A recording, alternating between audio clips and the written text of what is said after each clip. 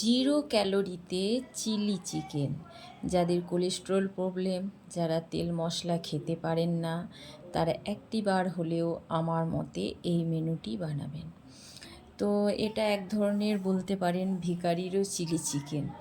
তো আমি না চিকেনের বোনলেস পিসগুলোতে অ্যারারুট, কর্নফ্লাওয়ার, হলুদ, লবণ এবং সব কিছু মশলা একটু একটু করে আমি দিয়ে তার সাথে একটা ডিমও দেব। হ্যাঁ, সব কিছু ম্যারিনেট করে আমি ফ্রিজে রেখে দেব। অনেকে চিলি চিকেনে খুব একটা বিশেষ কিছু দেয় না, কেবল সয়াবিন সস আর টমেটো কেচাপ দিয়ে ছেড়ে দেয়। আমি এমনিতে তেল বিশেষ কিছু দিই না, কিন্তু একটুখানি আদা রসুন আর হালকা করে মশলার ফ্লেভারটা খুব ভালো লাগে। তো একটু জল জল লাগছিলো বলে আমি শেষে আরেকটু কর্নফ্লাওয়ার মিশিয়ে ফ্রিজে রেস্টে রেখে দিলাম।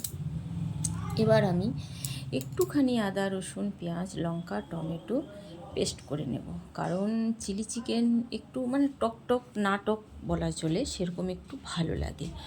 আর সয়া সস টমেটো সস এনে রেখে দিয়েছি, আর আমি কিন্তু সমস্ত কিছু সেই ফাঁকে কেটে ফেলেছি।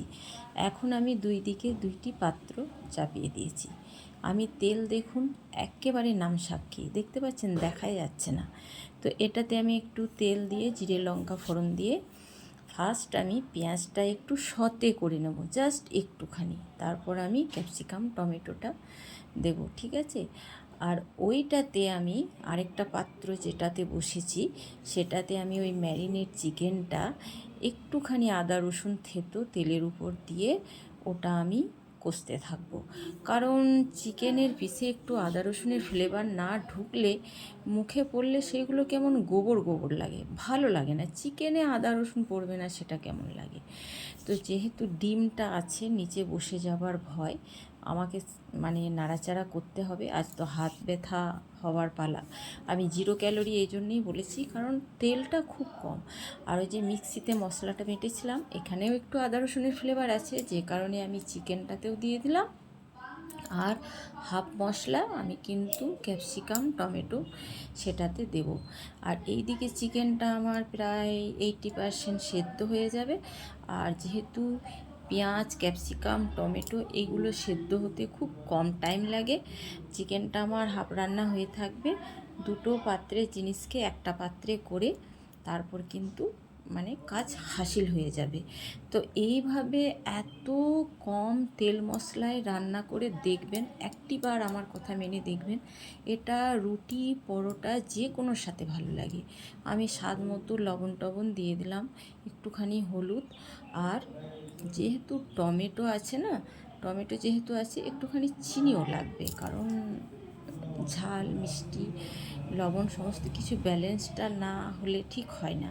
তো সয়া সস শেষের মুখে যে কারণে একটু ছিল, তো সয়া সস আমার শেষ হয়ে গেল আজ, বোতলটা ধুয়ে মুছেও দিয়ে দিতে হবে এখানে।